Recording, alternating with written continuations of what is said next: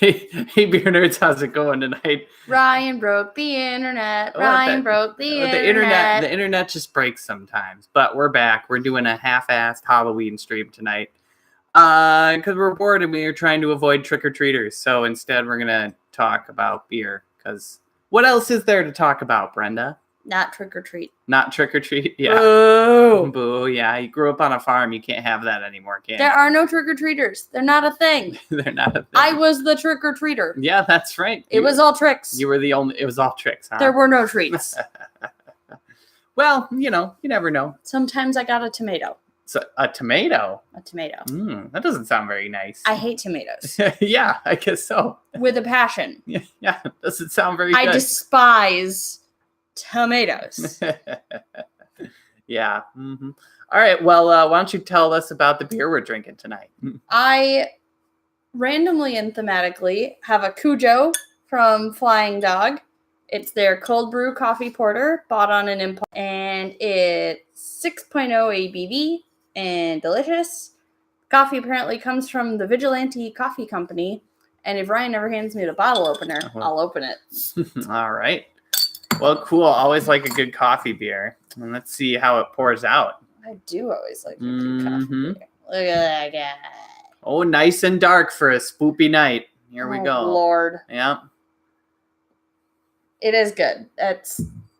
I tried them last week and found it quite delicious. Mm-hmm. Yeah. Coffee. What are you stealing the end of my beer for?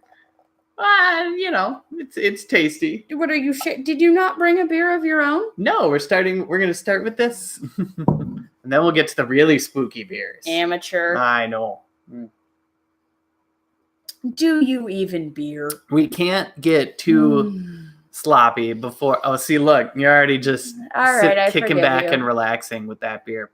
So what are you tasting that's so good? Coffee. Makes you so coffee, yeah. Coffee. Yeah, I only had one coffee today, man. Yeah, yeah, you're right. That's a problem. That's pretty impressive. That is not enough caffeine. Yeah. Yeah, definitely getting a lot of coffee on the nose. But it's got a pretty great malt backbone to it, too. On the tongue. Yeah, down the gullet. Yeah, it definitely is a nice porter. And you know what I really like about it is that it's not too boozy. It's not too over the top, Don't crush 3 of them. Oh, yeah? Pro tip. Yeah, did you learn that one? They add up. Yeah, well, it's a 6%er, so, they're not insignificant. It's a decent-sized porter. And I got to remember, where is Flying Dog New York? out of? I wanted to say Michigan for some reason, but I think you're wrong. Maybe you're right. Maryland. Frederick, Maryland. Okay, there we go. I was closer. Yep. I guess you were closer, weren't you? By a couple states. Fair enough. Well, yeah, it's a really solid beer, that's for sure. I'm a fan. That's why I bought 6. And nice on a super scary Halloween night to have a nice little pick-me-up porter here. So what are you dressed as tonight? My ex-Gophers Halloween costume from when we went to the Texas Bowl game. Yeah, very cool. I guess I'm a cowgirl. Yeehaw. And I found a mask in a box. So that's what I put on. Found a mask. It's a lovely mask. It is a lovely mask. Somebody must have put a lot of hard work and effort into these lovely peacock feathers. Yeah.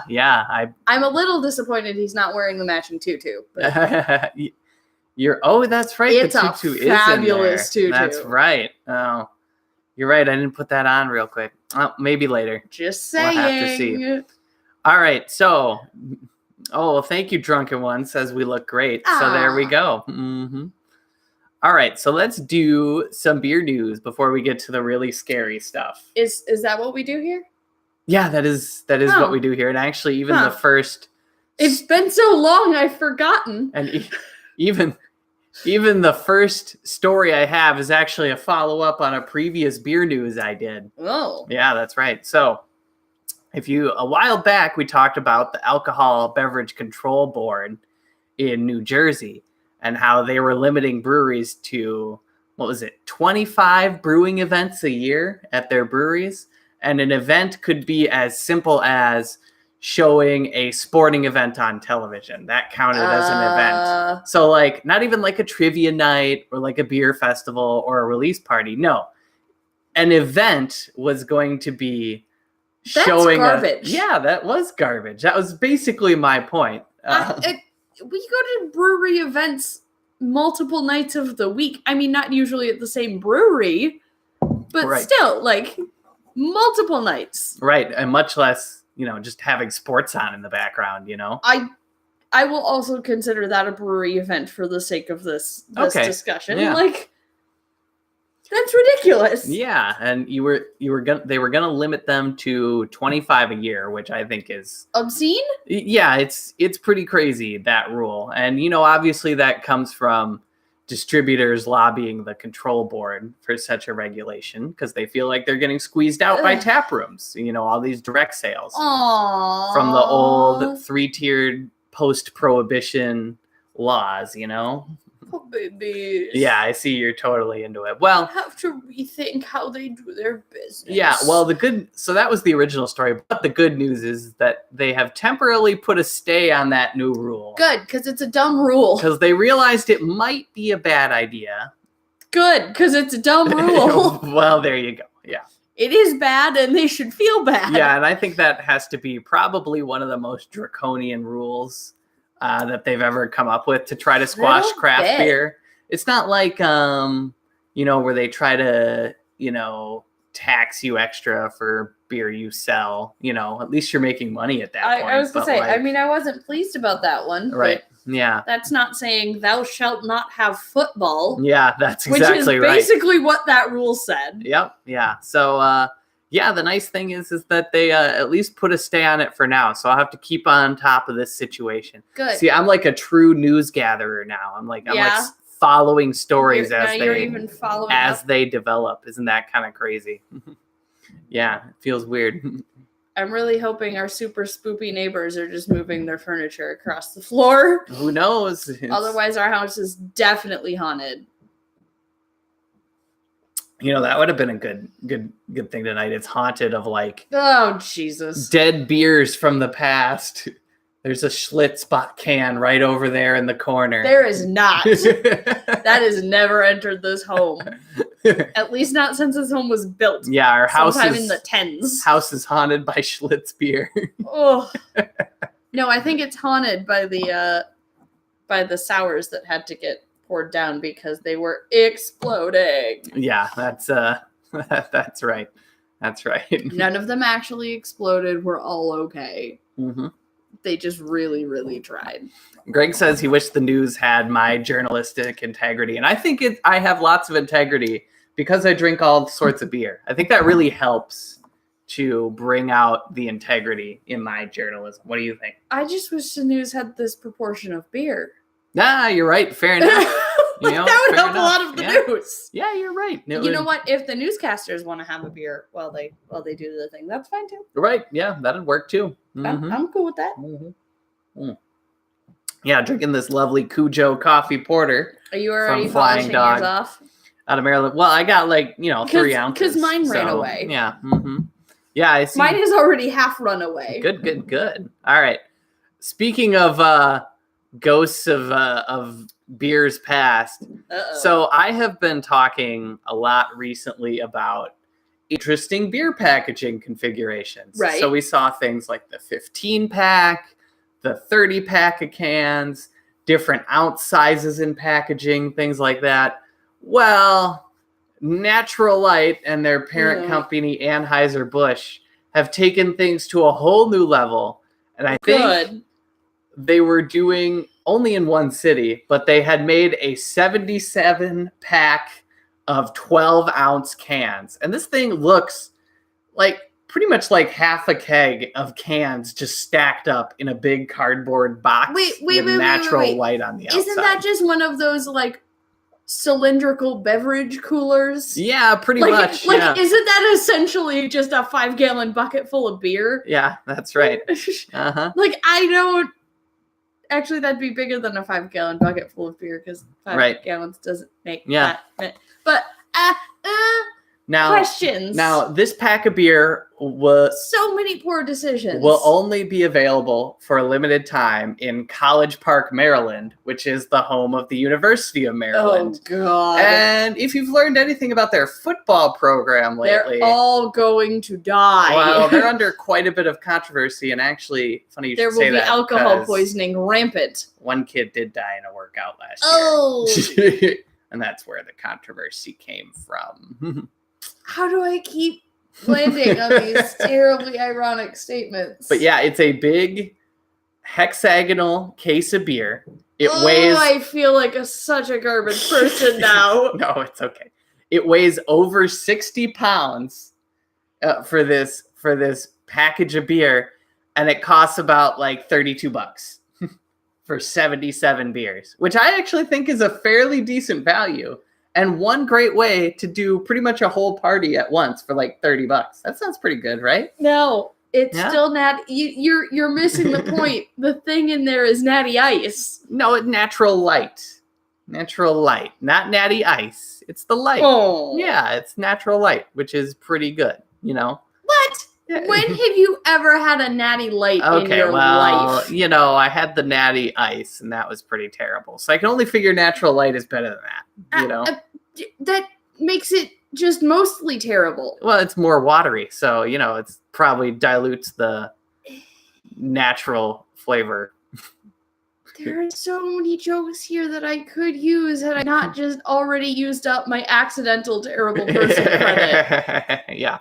But anyway, I thought that was a cool beer innovation for all college binge drinkers. Is that now you could just get beer in 77 pack? And, oh, good. What a lovely idea. Yeah, you don't have to worry about, you know, how am I going to get 2 cases of beer? Am I going to get 3 cases of beer? You know, stuff like that. Freshman alcohol poisoning. Yeah.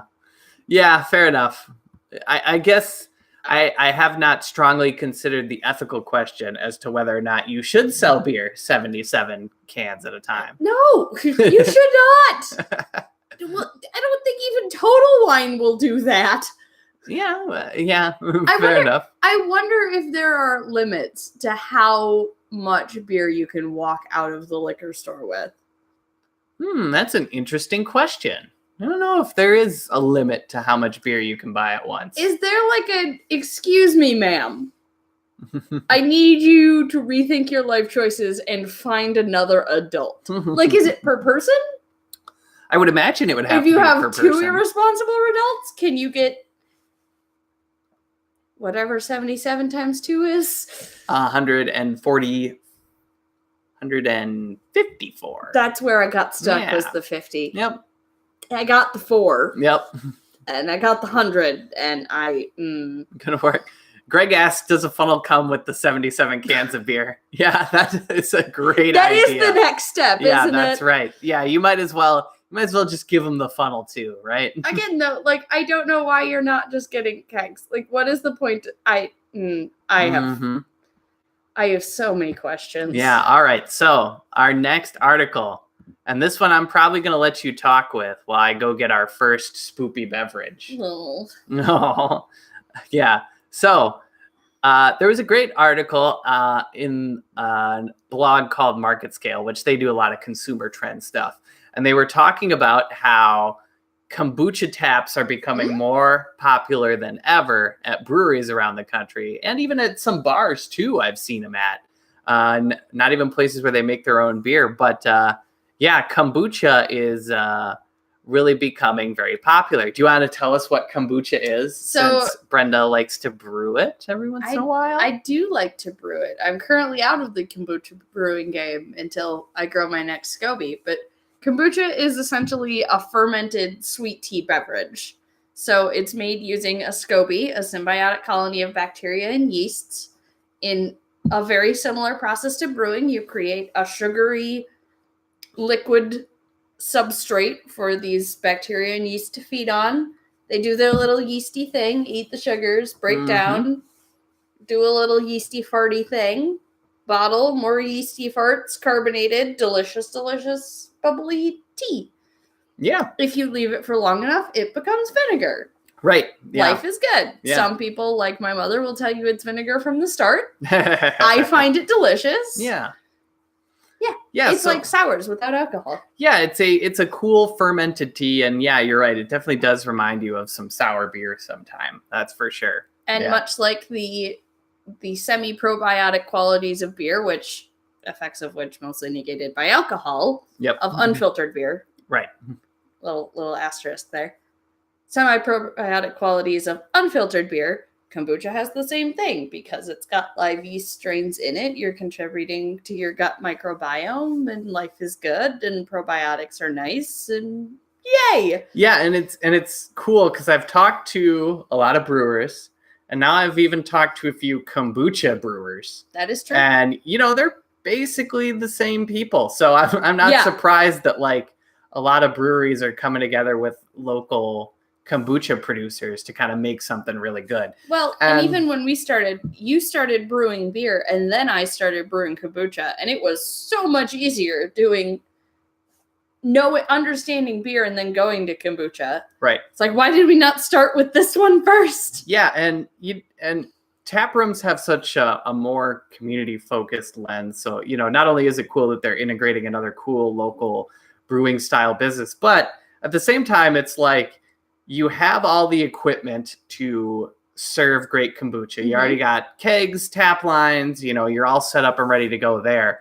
But then, you can add another cool locally made product to the offerings you have at your tap room and serve a little bit of a different brand of people, whether it's, kids that are coming in and might want to try something locally made and fermented as well, or whether it's people I would who not don't advertise kombucha as a kid's drink. Yeah, you're probably right. It might not have alcohol. That doesn't mean it's for children. Yeah, that's right. Or just people who don't drink can have another locally made fermented kind of craft style beverage. Or, your friendly adjacent DD who doesn't want yet another can of Coke or LaCroix from the behind bar mini fridge. Yeah, you're right. Because I love LaCroix, but you don't that is your only option. You don't want to drink 6 of those while I'm staying for an equal number of pints of beer. No. I mean, I know you would drink 6 Cokes if you're driving, but yeah, not really. No, I would not drink 6 Cokes. That's too much sugar. You'd have one and then be like, bleh. All right, so I think it's time for our spooky beers. So do you want to go first, or do you want me to go first? Well, we still need glasses. Oh, I'll get more. Okay. Don't worry about it. I don't care who goes first. Okay. All right. Well, I will go get one. Okay. Now we get to spin the mystery wheel of what spoopy beer does Ryan come back with. Explain what we're doing. I was about to, thanks. So the premise of this whole thing, Ryan, while we were in the liquor store stocking up for football, decides that we're going to do 2 beers that the other person is afraid to try. So 1 beer apiece. So in order to make this a little more exciting, I picked for him, he picked for me. I actually wound up swapping his because we found something on our way out the door that was even spookier than the one he had originally picked. So he's coming back with beers that aren't necessarily bad, but are things that neither of us would be willing to be like, oh, that would definitely be my first choice beer. Please ring me up 3 of those. So Ryan, what do you have for our fine viewers today? So for our spooky beer reviews on Halloween night, a beer I would be afraid to try that Brenda picked for me. We're starting with mine because Brenda got to pick this one. I have here Tecate Diablo Michelada. So I guess it's not a very traditional beer. It's a play on a, beer cocktail, the Michelada, but it's just beer with tomato juice and natural flavors and a lot of spices in this one because Brenda was mean. And, I like the occasional, nice craft spicy beer. Something with a habanero. Something good like that. I wasn't heinously mean. You do already like Micheladas. Well, yeah, but I guess you so. like them to be good, and you're kind of particular. Right. And so now And while I can drink a few Tecates, I don't know if you've ever had one. Tecate Diablo, which is not super great Mexican beer, but it's you not bad. You open this up and it It's not good. smells like a can of tomato. I'm drinking a V8 here. Don't pour that on the rug. So we're gonna pour this in. We're gonna see how this looks. Well, at least it's light. So it looks a lot like beer, which is good. It looks like beer. And you just had to get me a 24-ounce can too, didn't you? That was half of the appeal. Yeah. All right. Well, the head dissipated rather quickly into this carbonated tomato juice looking stuff. Oh man, Brenda. So yeah, this is. I would say I'm scared to try this beer. So this thing smells like a can of tomatoes. Wait. Oh no! Yeah, see, look what you've done. Oh my god, no. If Chef Boyardee made a beer.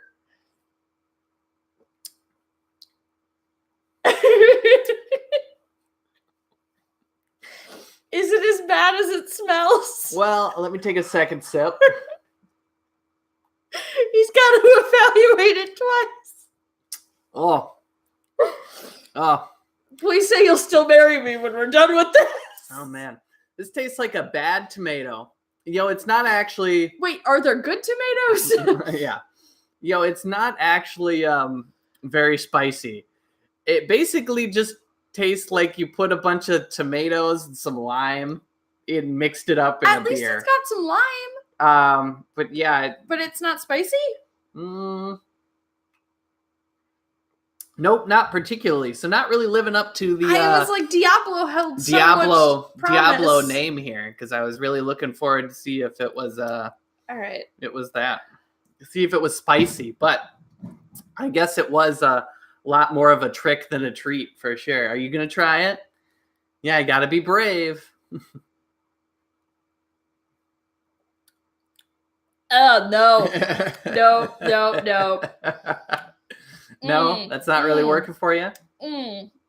Oh, it does not taste good. Ugh. It also does not taste like an apple. It's slightly growing on me, but is still pretty far down there. It just tastes like tomato sauce.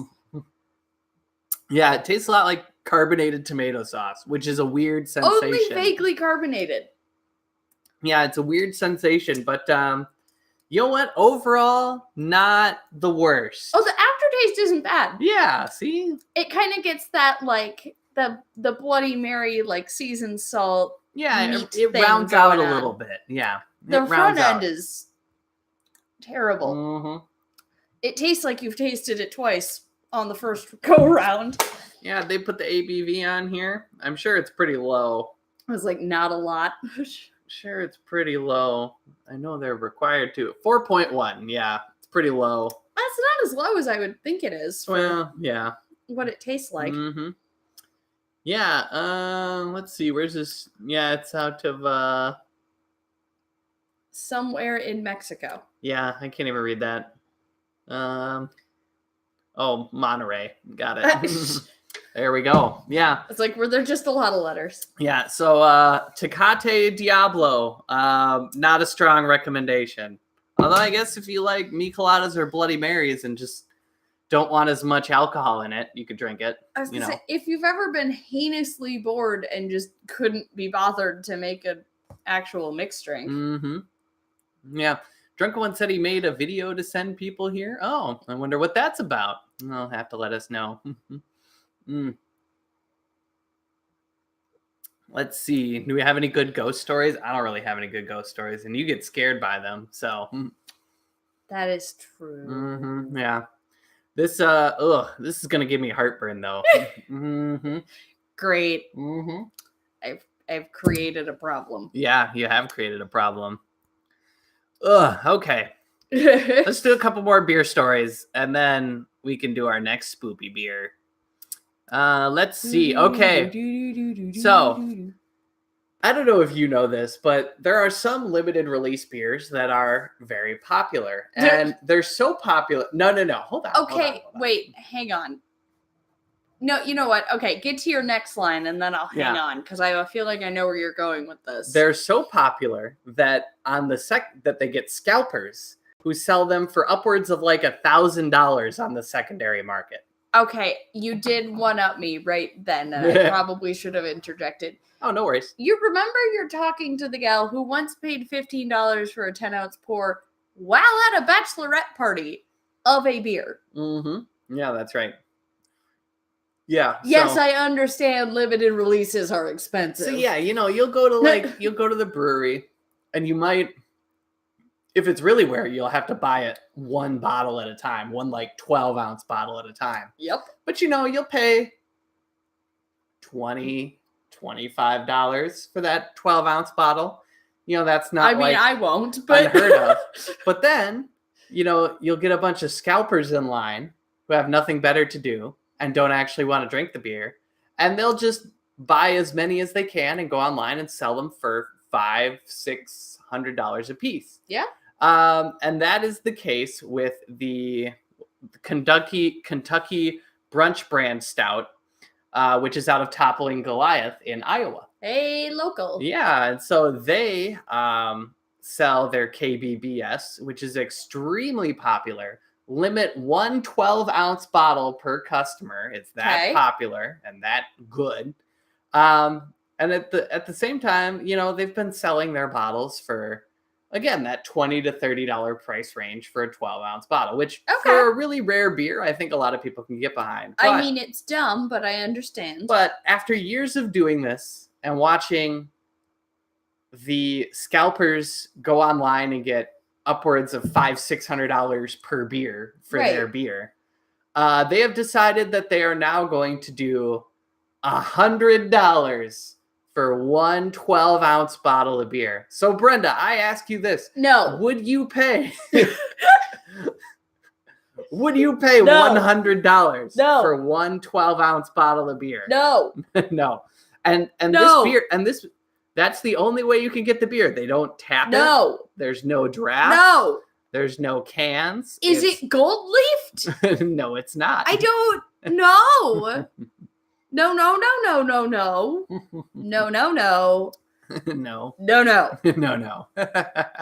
Unless it gives me superpowers or the bottle is gold leafed, I ain't doing it. Yeah, you ain't paying $100 for one beer. I don't pay $100 for both of us to go to dinner. True. I won't pay $100 for a fancy dress. True. Yeah. Well, I think the point is that they're trying to cut into the scalper's margin because they see obviously the demand price is a lot higher. Yeah, but then nobody can afford to have beer. Oh, they will still sell out that beer in a single day. I have no doubt that beer will be gone. Oh, this is what I hate about craft beer. Greg says he would pay $100 for 77 cans. Yes. There you go. A far more accurate estimation of what I would be willing to pay $100 for. Mm-hmm. Seriously, though, this is that ugly face of craft beer that I cannot stand. Yeah, what's that? Elaborate. I understand bottle collectors exist. Rare beers are exciting. Rare beer hunters, yep. I get it. I do not understand. No. I know they're out there. I don't understand. Right. And so here's that weird alienating aspect of craft beer. I say this all the time. We're craft beer nerds because we're locavores. We also tend to eat at local restaurants and attempt to shop local and do activities in our area and support local businesses. We're not the type of craft beer nerds that have a checklist of all of the different beers we have to try and are ranking our own estimation on have you had X beer and have you had Y beer, and you're not a real beer nerd until you've had whatever bourbon barrel aged crazy. I don't need gatekeepers to enjoy my beer. No. Yeah. I have beer I like. And people laugh at me because I get persnickety, oh, there's nothing on the menu I haven't tried. Well, okay, we live in a place where I can walk to 6, that Right. do regular releases, there should be something on the menu that I haven't had yet. Sure. It just happens. But I don't feel the need to collect beers just for the sheer status of like, have you had this? Why, yes, I had the 1998 varietal out of Chablis, and it was wonderful. I don't care. And we routinely run into people who are like, oh, so you're into beer, so you've had this. Or just the other day, a very nice person who I have met on several occasions and is a wonderful guy said something along the lines of, and we're from Minnesota, oh, you're into beer, but you don't have XYZ year of Surly? Sorry, Surly Darkness? Like, how do you do that? Everybody has to have one. But I don't. I've had it. Yep. It was okay. Yeah. I don't really enjoy it. And frankly, I get uncomfortable having expensive bottles of beer in our house. Like, because I can't just sit down on a Thursday and be like, you know what sounds good? A $60 bottle of beer. Right. No! No, that does not sound good. That's now an event. Yeah. That's not a beer. That's an event. Yep. I don't need my beverages to have this much, like, societal and monetary value to them. Oh, yeah? I just want to drink it. All right. And God forbid, what if you open the thing and you're like, this is garbage? What if $100 later you get into that bottle and you figure out, like, actually, as it turns out, well, I hate this. I think at that point you got $100 story on your hands. No, I don't want to pay $100 for this story. This is a bad story. Yeah. I'll pay $6 for a story. Sure. I will take my Oofta beer at the state fair and be like, you know what? Chalk it up as a loss. It's fine. I'm over it. I don't need $100 a beer for this. Right. Yep. That is all. Mm-hmm. Brenda rant over. Yeah. Let's see. Bearded Beerman, a happy Halloween to you. Hey, if you just joined us and you're wondering what gross looking beverage is in this glass here, we are doing beers that we were scared to try from the liquor store the other night. And Brenda, They're for so me, scary. chose the Tecate Diablo Michelada, which is a beer mixed with a take on that classic Mexican beer cocktail with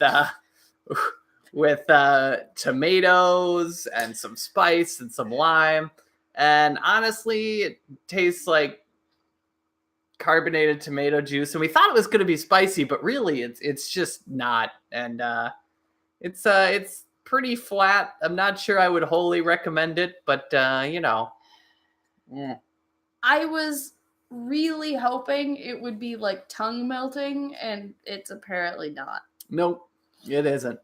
Let's see. Backwoods Billy says barrel-aged beer is good. The Budweiser Copper Reserve Lager. You've been talking about this. On the Jim Beam bourbon barrels. I really need to go out and get that because sounds really good. So I that does sound right up your alley. Yeah, exactly. Mm-hmm. And not heinous. Yeah, I gotta really try it. Mm-hmm.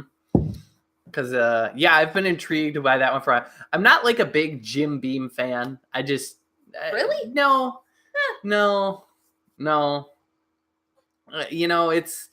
It doesn't suit my whiskey palate. I guess I'll just leave it at that. But yeah, fair enough. Yeah, I prefer some other stuff. So I mean, I prefer Scotch, so I guess there's not really much for me to say about the matter. Yeah, very true. Very true. All right, so every once in a while, the U.S. and all their allies will do their cool NATO drills every year. Okay. This year, they're doing them up near the Arctic, and so the U.S. took a bunch of troops to Iceland and had them all stationed in and around the capital city of Reykjavik, which is like the only city. So why not? Right. Yep. I was like, one? And capital and only? And after their drills, they got to go out for an evening in Reykjavik and see the sights. And they proceeded to, with about 5,000 to 7,000 troops there, they proceeded to drink all the beer on Iceland. Iceland very nearly ran out of beer because a bunch of US and probably some Brits in there, I wouldn't be surprised, showed up and just drank all their beer on like their 1 or 2 nights out they got in Reykjavik as a night off.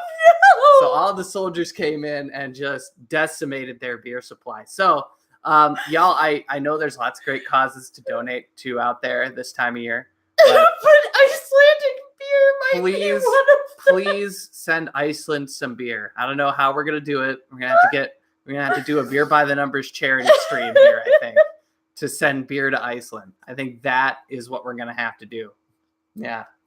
Well, okay, but I'm also stuck at the fact that they charge $10 a bottle for them. No, I'm sure Brenda, I'm sure they are ready to go. I'm beyond how did they drink all of the beer in Iceland? I'm still at who footed the bill for drinking all of Iceland's beer? Fair enough, yeah. Well, the news reports were that they were like, a lot of bars were out or just very nearly out of beer.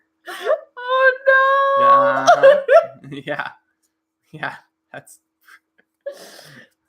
tragic. Yeah, Greg says sounds like grounds for war. Which if somebody came up here and was like, "Oh yeah, I drank all the beer in your city. Sorry," I'd be pretty upset. You're right. There would be a revolt. Mm-hmm. Yeah, that'd be pretty crazy. So yeah, that was the great beer shortage of Iceland in 2018. I'm so sad. You're so sad. Well, I'm sure they got a case out there by now or two. Hopefully. I hope so. Mm-hmm. I really hope they managed to find some emergency beers. You got to scrounge through the back of the beer drawer. That's right. Yep. Oh. Yeah. That's so. Well, on that note, I guess I should get my scary beer. Sure, go grab your scary beer. Yep, we're gonna do our next great beer tasting. If anybody's new here, tonight I am drinking a beer I was scared to try, which is Tecate's Diablo Michelada, kind of a beer cocktail in a can, which, a Michelada is the pretty classic Mexican beer cocktail. We'll take some tomatoes, lime, spices, put it in with some beer, mix it all together. But this thing has just flattened out, lost all its carbonation, probably because it's half tomato juice and half beer, and it just... it just is not something I would recommend. Definitely not as scary as I thought it was going to be, but also not really something I'm gonna recommend moving forward. That's for sure. George says I need to add some tequila to this. Probably bump up the ABV a little bit, huh? Yes, you do. Yeah, that's right. And then let's see what else is chat saying. Backwoods Billy thinks I'm really gonna like that Copper Reserve Lager. Yeah, I'll have to check it out for sure. All right, and then. Yeah. Oh, Kentucky Bourbon Barrel Aged. Yeah, that's a good one too. Mm-hmm. Uh-huh. All right, Brenda. What beer did I pick out for you? Did we find on our way out the door that you were scared to try? Technically, I picked it out for myself after you picked out a very similar beer. So we have the Down East Pumpkin Blend Unfiltered Craft Cider. Ooh, so not a beer, but a cider. So very close. Very close. So in case you haven't heard me rant about this, I hate pumpkin. I hate pumpkin beer. I hate pumpkin pie. I hate pumpkin. This is like the only pumpkin I like. A fake pumpkin. A fake pumpkin. Yep. I hate pumpkin. All right. And not only do I hate pumpkin beers that print half of the label upside down, so you have to turn the can to read it because it's unfiltered, so you're supposed to shake it because I can't be trusted with an unfiltered beer. That's right. Whatever shall I do? That's right. Well, you don't get a lot of unfiltered beers in cans, though. That is true. I think is the thing, I mean, I don't get a lot of unfiltered beers at the liquor store in general. All right, so pouring out nice and cloudy there. It's kind of a... Was that a chunk? It's chunky. It said unfiltered. Oh, but it's really chunky. Oh my goodness, what is that? Oh, they meant literally that's worse. That's worse than I don't know if the camera's going to pick it up. I don't think the camera can pick it up, but there are noticeable chunks. Yeah, here, let me see if we can get it in the bottom there. Oh, maybe not. Oh, there. Yeah, there Yep. you go. You It check out the is bottom there. chunky. Yeah, we got like some chunky monkey going on in this can. So when they say unfiltered, they literally mean like we're not gonna bother to filter out any of the spices or anything we used. No, like Yeah. that's a smear of spice. Yeah. Blech. Yeah, that is very strange. I'm even more scared now. Yeah, that is very strange. Oh no. So on the nose we have applesauce and cinnamon and nutmeg. Mm. Yep, sounds it's very pumpkin spice. Yep. No, like it's not pumpkiny, it's Mhm. just cinnamony. Oh, okay. All right. Oh, I don't want that. You know, smell it. Mm. It tastes like Yankee can, or it smells like Yankee Candle. Yes, I get a lot of apple. I get a little bit of ginger in there too. Yeah. Not really any pumpkin. No.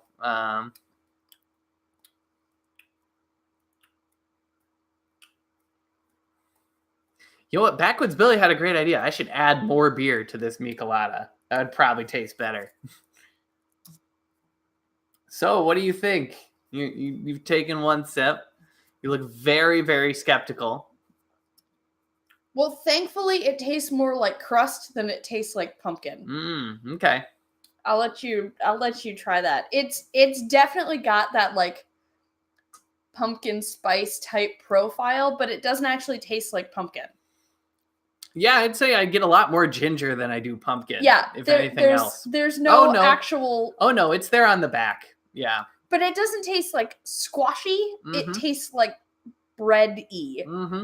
It's got a very distinctive, like, yeasty beer flavor that I think I only identify with pumpkin because of the spices. I can see why they left it unfiltered though, because this, like, when people say this beer has spice to it, you can taste the spices. Like, you can definitely taste the spices. what I was gonna say is this is on like another level of like spiced. Like, this tastes more spiced than you would get in a slice of pumpkin pie. Yeah. Like I'm getting more intense spiciness from this beer than I think I can't recall really when I've experienced a food or beverage that kind of delivered this much So of a hit of winter spices. the can just refers to it as chai spice blend, Mm-hmm. which I think is really accurate. Like, I don't know if I would necessarily call it pumpkin-y.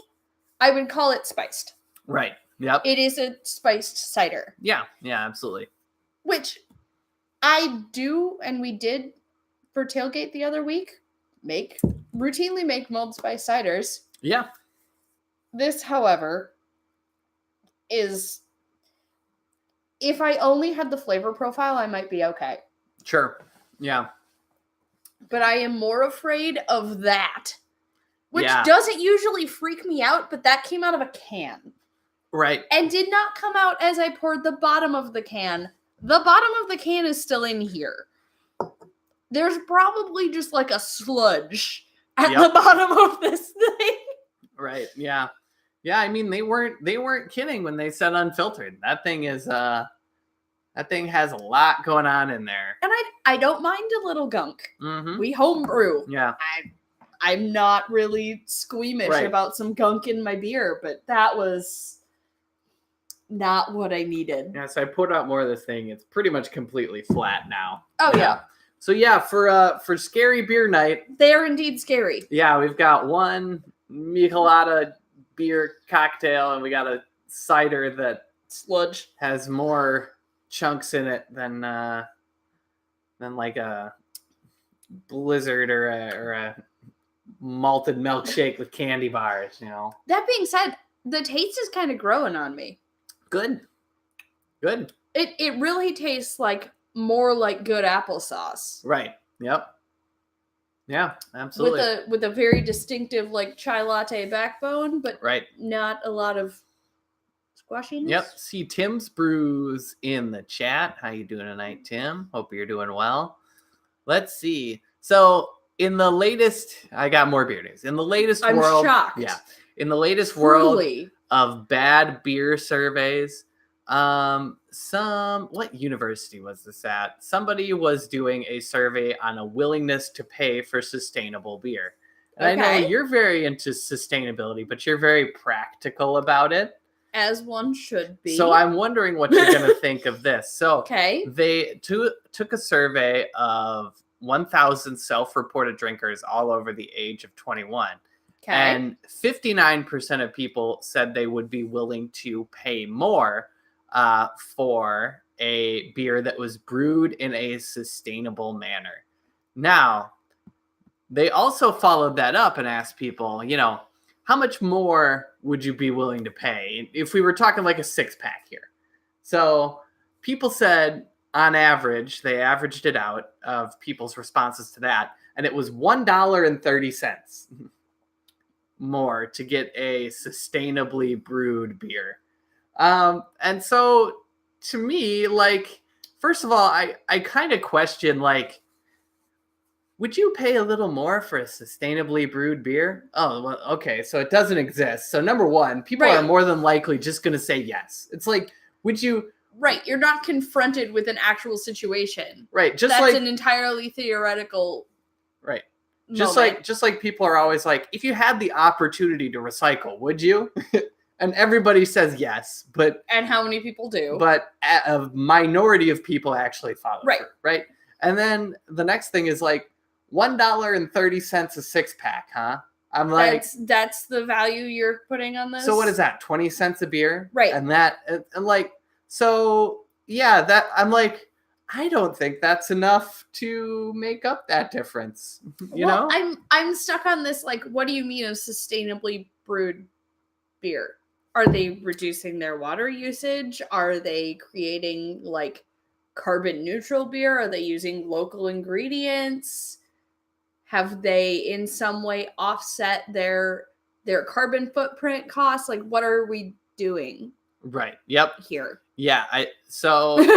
Because I'd be more willing to pay more for a beer that goes after some sustainable attributes than I would for a beer that buys back its carbon offputs. Right. So I think what they were really focused on was whether or not this is going to be a good way for craft beer to differentiate themselves in a crowded marketplace.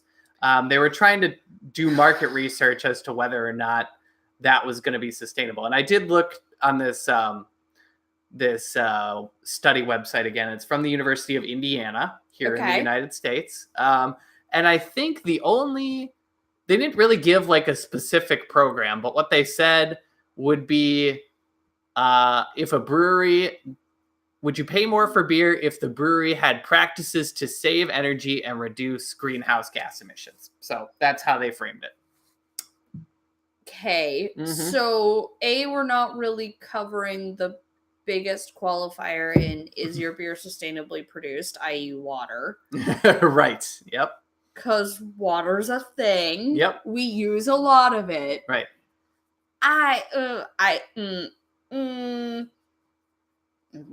Yeah. I have so many questions. Yeah. And look, Backwoods Billy, I think, makes a good point, is that a lot of breweries are investing in things like solar wind or reusing. Wind. Sorry. Yeah, and reuse. Yes, solar winds exist. But right. Yeah, you're right. We don't want to get by those. And I think one of the big ones is reusing the heat that you generate as part of the brewing process. Also, I think one of the easy things I've seen at, I think, a brewery or two was using solar hot water to get beer, not like boiling hot, but like at least a start to getting closer to, your mash temperature or what you're going to need for strike water. So like stuff like that. I've seen that. I've seen, I want to say I've seen a gray water system somewhere, but maybe that's not right. Maybe. But at Central Waters, which is a great barrel-aged brewery in central Wisconsin, in a very small town, but they have one really... It's this very, very small town, but they've got one great regional brewery there that attracts people from all over the Midwest. It's kind of crazy. But they I think like half of their energy comes from solar panels they installed I would be outside. very surprised if they weren't totally solar neutral and selling back to the grid. Yeah, they have a lot of panels out Based there. on their array and the fact that there's nothing around them. Yeah, there's no trees, so they get all the light. Yeah. Yep. They're in a field. Mm-hmm. And I mean, Wisconsin is not the greatest area for solar capture, but like, I'd be a little surprised with the amount of space they have set up. Yep. Oops, sorry. Oh, go ahead. I just, as a person who works with greenwashing in my industry all day, every day, I'm a little upset that I now have to deal with greenwashing in my beer. And forgive the jargon, greenwashing, if this is not a term you deal with all day, every day, is basically the over-touting of sustainable attributes for something that may or may not have them, or like grossly overestimating the amount of impact that your sustainable attribute has on the actual environment. So like, while we recycle and compost, I don't run around saying I'm saving the planet, yay, I recycle. Yep. My like 2 bottles a week are not saving anyone anything. Right. Yep. Yeah. Well, that's kind of why I'm more with Tim's Brews in the chat. I'm gonna buy what I like because, you know, I'm right there with you. I'm very skeptical about anybody who is telling me that they've managed to create a like carbon neutral or water neutral. And I've done these articles before, like expressing some pretty deep skepticism at people who are like, my brewery's carbon neutral. My brewery uses, doesn't use much water. And I'm just like, Well, and then I really don't buy it, Then you look at the fact that most of them are just buying out their carbon credits anyway. So it's like, okay, well, in theory, you're really close, but right. And at $1.30 a 6-pack, like you're not. Yeah, that's what I thought too. It's like people severely underestimate the cost of how. And to be honest, that's probably in part because there's a lot of scammy people out there who are just like, remember that viral solar roadways video that was out a while back? I really hate those people. They suck. They don't. You know what? I'm not going to get into it right now. Ryan rant.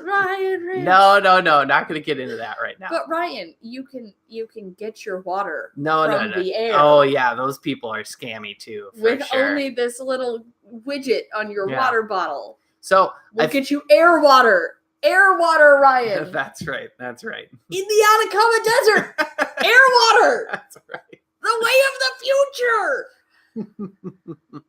They're my favorite. See, Greg has the real question. Does sustainable beer let you keep your buzz longer? That's the real question. Is sustainable beer buzz sustaining? Yeah. Because that I would actually pay more for. Mm-hmm. That's right. Just saying. That'd be good to know. Then you could do all your drinking at home and go out to the concert and be just fine. Or the football game, Yeah. Mm-hmm. It'd be great. That's right. Let's see. What other couple beer stories do I have here? We might have one solution to Iceland's beer crisis. Yeah. So the Maine Craft Brewers Guild took an old shipping container. Are they a little insane? Because I feel like I remember them being a little insane. Oh, yeah. They took a shipping container, slapped a refrigerator inside it, put 78 beer taps on the side, and are shipping this thing to like London, Amsterdam, just full of Maine beer. They have the local brewers there fill it up, and then they ship it back so that they can hang out in Portland, Maine, and drink all the beer that's sent from other places. We're going to Maine. Yeah, so they have this kind of mobile tap room that takes all the state's beer kind of around the world and then brings a world of beer back with them as part of this shipping container. And I think that's a really sweet idea. Why do we not do this? This is how should do. Yeah, that's exactly right. This is how beer. Yeah, yeah. And I had heard, I think about a year ago, Iceland has a big craft beer festival every year when they still have beer. And I had heard that a lot of U.S. brewers had done something similar. They had either shipped a bunch of kegs over, but I think I can't remember if they converted a shipping container, but this is like that's beautiful. That's made to go. Yeah, it's a state Brewers Guild really taking their beer on the go and promoting their breweries and really getting after it. And I know that all these brewers guilds do a lot of lobbying and stuff at like the state legislatures and things like that. But I think one of the best ways to get for them to have for an industry group like that to have a great impact is to actually, put the money where the mouth is and really get the word out like that. Not only is it unfiltered, they didn't strain out their spices. Oh, you just get a straight spice in there? Yep. Yeah. Mm-hmm. Yeah, that's right. I think that was a chunk of ginger. Like, I'm not even sure. Yummy. Well, mine is filtered, I guess. That must have been ginger related because it made my nose run. Right, yeah.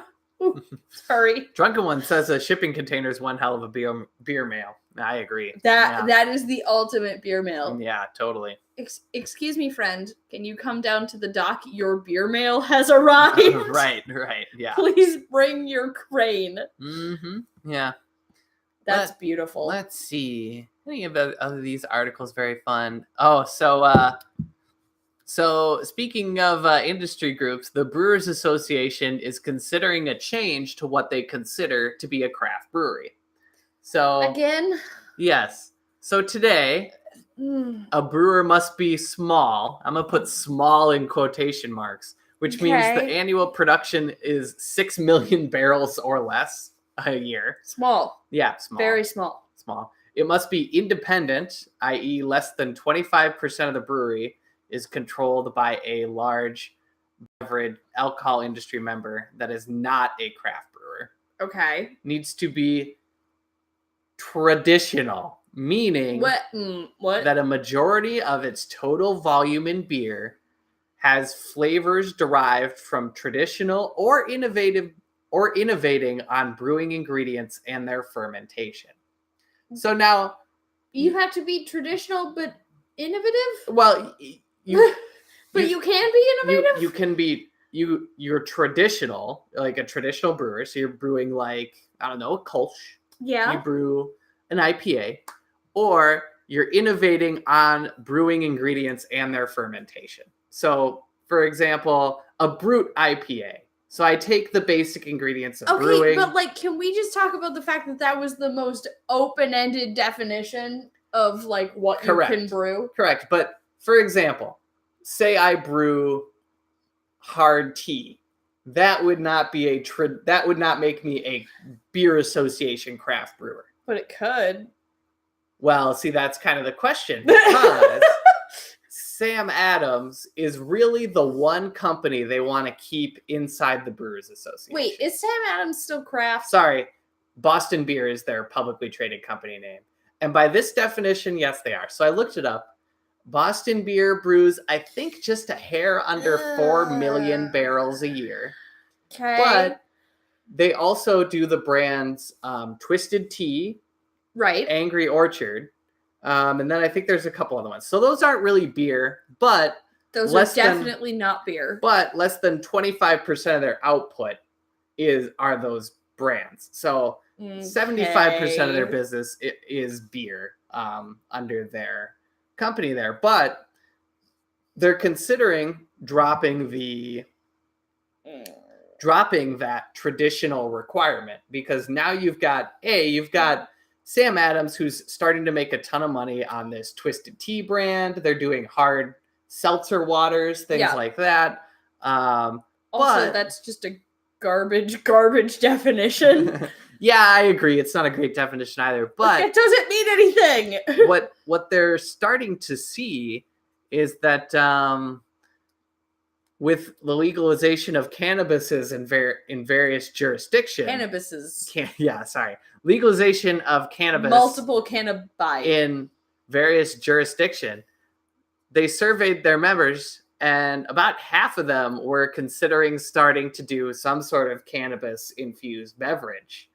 And is it beer? Yeah, and that's the question. It's like, all right, you're obviously pretty far away from traditional beer at that point. Okay, but like you're really not that far away. Well, I understand because Hops, pot. Yeah, because of course Very we know close cousins. hops and pot are both part of the Cannabaceae family of plants, so they're very closely related. I'm like, you got way farther away with Twisted Tea than you did with pot beer. But yeah, so the weird part was people were asking them about the timing of this move. And they're like, okay, so why now? And they're like, well, we aren't considering dropping the label because here, let me read the exact quote because it's stupid. All right. Well, now that you've just shaken the entire world. Yeah, sorry. This move was not made because of Boston beer, but the timing of evaluating and revising the definition related to Boston beer. So we didn't make this change for this member, but we decided to take a look because of this member. That was the most like, I'm gonna let you finish. Yeah. And I think it's because their Twisted Tea brands are getting really big. Their hard alcoholic seltzers are getting really big. Have you had that? It's bad. Yeah, well, yeah. Twisted Tea. I mean, I love me a spike seltzer, but yeah. So those brands are getting big, and Boston beer was at risk of no longer meeting that 25% threshold of, not beer brands. So yeah, they were considering dropping them. And let me tell you something, and you might be like, why would the Brewers Association go to bat for a publicly traded beer company like Boston Beer? Sure, they're small, they're not huge, but they are publicly traded. And you might be like, why is that? Well, because one of the biggest things the Brewers Association gets to brag about is how much craft beer is produced here in the U.S. Right. And you knock off 4 million barrels out of about, 27. So you're looking at about 1/8 of your volume production suddenly dropping off out of your association. Whoops, it's not craft anymore. Yeah, and then suddenly all those beer stats you've been bragging about for years, and not only have they been bragging, but they've been using it to lobby state and federal government to change rules. Like, hey man, this is getting to be a big business now. Yeah. Look, we've got this many million barrels annually across the country. Suddenly you have a big drop off when that happens. So it's kind of it's almost a defensive move for them because they don't want to see their big numbers get struck down. Yeah. Ugh, boy, do I love what is craft talk. I know. That drives me almost as nuts as the independent brewer commercials. Yeah. We need to. I need to do a video on that soon. On gatekeeping. Don't invite me. Don't invite. Well, see, I need to yell about the stupid independent beer. I love the independent beer movement. Yep. I like it. Mm-hmm. I like the shirts. I like the stickers. I like the stupid label. They're all over our house. Mm-hmm. I like the ethos. I hate watching alienating commercials. Well, yeah, I think that's what it is for me, is that they're like, we pride ourselves on being independent and community focused, but then it's pretty clear that not everybody's invited to the party, And okay, so I gotta specify this. I have this opinion as a female craft beer drinking, locavore, slightly hippie-ish, creative, hard rock listening human being. Yep. I tick a lot of boxes that the independent beer commercials would really like to target their markets to. I'm a weird person. I hate this marketing scheme. I hate it.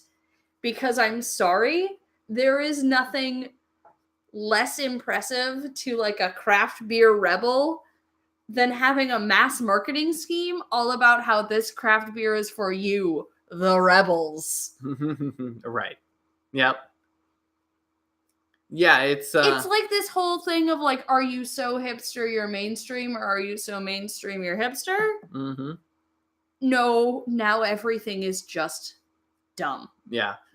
Backwoods Billy also makes a pretty good point. A lot of those independent breweries are actually part owned by AB InBev, Right. which is true. And like we just read in the definition, you can be owned. Apparently, you can do whatever you want. You can be owned in part by a big beverage conglomerate. Just can't be a majority. So and there's Great. quite a few of those out there too. Yeah. Mm-hmm. I have thoughts. Yeah. Mm-hmm. Yeah. Yeah. Fair enough. Well, maybe we'll have to save those for another day. Buy what you like. Yeah, that's right. That's exactly right. That's my big thing. Drink what you like. Don't feel bad about it. Drink beer. I guess if you don't like beer, I don't know what you're doing here, but whatever. I don't know how you made it this far. Mm-hmm. If you don't like beer, I'm You know not what? Maybe sure they how like, you found maybe they us. like scary unfiltered ciders. So you never know. Or men in peacock masks. Yeah, they could like men in peacock masks too. Yeah. All right. Who knew? Yeah, who knew? Let's see. Next week I'm doing a beer history video. What's up? I just realized this is the first time that costume has ever not been like a gender bend. Yeah, fair enough. Because you're the only one in this room who can realistically dress up as a peacock. That's right. Oh, I'll turn my head and get the feathers in there. There we go. They're good feathers. Mm-hmm. Yeah. There were a lot of feathers. Yeah, that's right. All right, next week I'm doing a beer history video, so that'll be fun. We're doing another history of a style. This one, I do love beer history. going back to Europe. I know, it's hard not to actually when doing beer history. That's kind of the place to be. Yeah, it really is. So that'll be fun. And if you didn't catch my video this week, I did 5 great beers that I am never going to taste again. I don't know if Tecate Diablo is going to fall into that category. Not because I think I'm going to have it again, but because it's not great. Yeah, are you skeptical about that too? And that was a really fun list to make because there were different reasons as to why I'm never going to have those great beers again. Not just like some that don't get made anymore, but things like I had to travel really far to an obscure place to get it, or they changed the beer itself is made in a way where the recipe changes all the time, and the point of the beer in the first place was that it would always be different, so some stuff like that. So I ordered it in Scotland and couldn't pronounce it the first time, and I'm never going to be able to find it again. That's probably a good reason too. Yeah. Yeah, that's right. Because I'm sorry, all I can tell, if there are any Scottish beer drinkers out there, all I can tell you is that there's a mouse. Mm-hmm. The label is yellow, the tap is black, it has a mouse. All right. Wow. There are so many letters. Who knows? Maybe someone will randomly comment in the future after watching this video. Who knows? Probably not. Let's see. Any other cool beer news you know about? Yes, because I am very up on the beer news. Yeah. Mm-hmm. Clearly, I have been very involved in the beer community in the last month. Yeah, that's right. Well, it looks like we avoided all our trick-or-treaters tonight, so that was good. We were very nervous. That's a lie. We had 2 groups of trick-or-treaters. Oh, you're right. We did get a couple. I shamelessly ran away Yep. and left Ryan to deal with them. Yeah, that's right. All right. Well, I hope you have a great rest of your Halloween, beer nerds. Have better beer than we are. Yeah, that's right. Have some less scary beer than these. So cheers.